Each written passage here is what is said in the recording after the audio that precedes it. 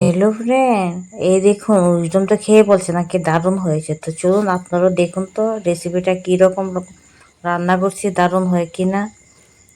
দেখুন মাছ তো বাড়িতে নিয়ে আসলো, ওনা থেকে মাছ নিয়ে নিলাম, কিন্তু একটা মাছের নাম জানি তেলেপুয়া, আর ওই মাছগুলির নাম জানি না। প্লিজ যারা জানেন বলবেন আমাকে।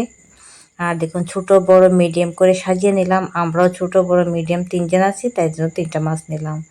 তারপর মাছগুলিকে কেটে সুন্দর করে পিস পিস করে তার মধ্যে নুন হলুদ মরিচ দিয়ে মেখে নিলাম।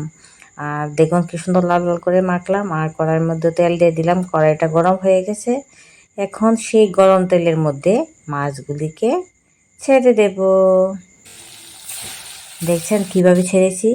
মাছগুলি ভাজা হতে হতে আমি এদিকে গ্রাইন্ডার মেশিনে মশলাগুলি রেডি করে নিই। দিয়ে দিচ্ছি পেঁয়াজ আদা, গ্রাইন্ডার মেশিনে গ্রাইন্ড করে নিচ্ছি।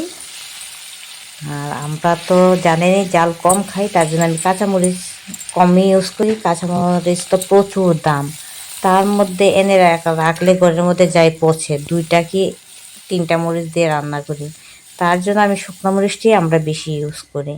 জাল তো বেশি খাই না, হালকা খাই, তার জন্য চলে। বেশি জাল খেলে তো শুকনো মরিচটা ক্ষতি।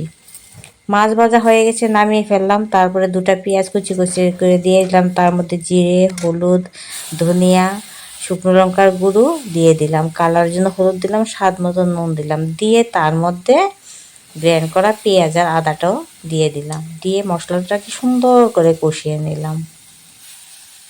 কষানো হয়ে গেল মশলাগুলো, তার মধ্যে এখন পরিমাণ মতো জল দিয়ে দেবো। জল দিয়ে জলটা ফোটার জন্য রেখে দিলাম। আর জলটা ফুটে গেলেই মাছগুলি তার মধ্যে ছেড়ে দিলাম, কিন্তু সরি আমি আপনাদের মাছগুলি যখন দিলাম দেখাতে পারলাম না। আর দেখুন রেসিপিটা রেডি হয়ে গেল।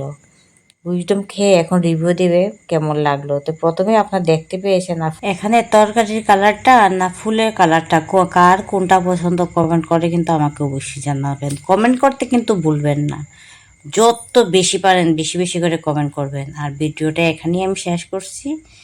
ভিডিওটা কেমন লাগলো তো এটাও কমেন্ট করবেন। আর কি বলবো, কমেন্ট কমেন্ট কমেন্ট। আর আজকে ভিডিওটা এখানেই শেষ, টাটা।